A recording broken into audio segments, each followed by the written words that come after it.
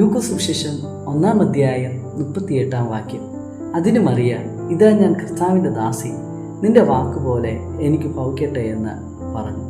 ക്രിസ്തുവിൻ്റെ അമ്മയായ മറിയ ഇവിടെ നടത്തുന്ന ഈ മറുപടി ഈ ലോകത്തിലെ ഏറ്റവും വലിയ സമർപ്പണത്തിൻ്റെ അടയാളമാണ്. താനായിരുന്ന സാഹചര്യവും ചുറ്റുപാടും വളരെ വേദനയും പ്രതിസന്ധികളും കുറ്റപ്പെടുത്തലിൻ്റെയും അനുഭവത്തിലായിരുന്നപ്പോൾ മുൻപും പിൻപും ചിന്തിക്കാതെ തൻ്റെ ഇഷ്ടങ്ങളെ മാറ്റിവെച്ച് ദൈവ ഇഷ്ടത്തിനായി തന്നെ സമർപ്പിക്കുന്നതിൻ്റെ അടയാളം. ഈ നോമ്പുകാലത്തും കർത്താവ് നമ്മിൽ നിന്ന് ആഗ്രഹിക്കുന്നത് ഇത് തന്നെയാണ്.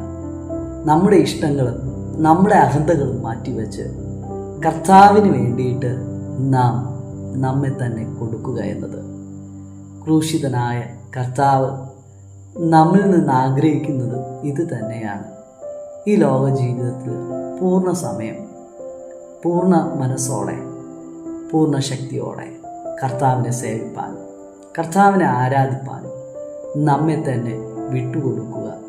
ഈ കാലഘട്ടത്തിൽ, ഈ നോമ്പിൻ്റെ കാലഘട്ടം നമുക്ക് വിനയപ്പെടാം.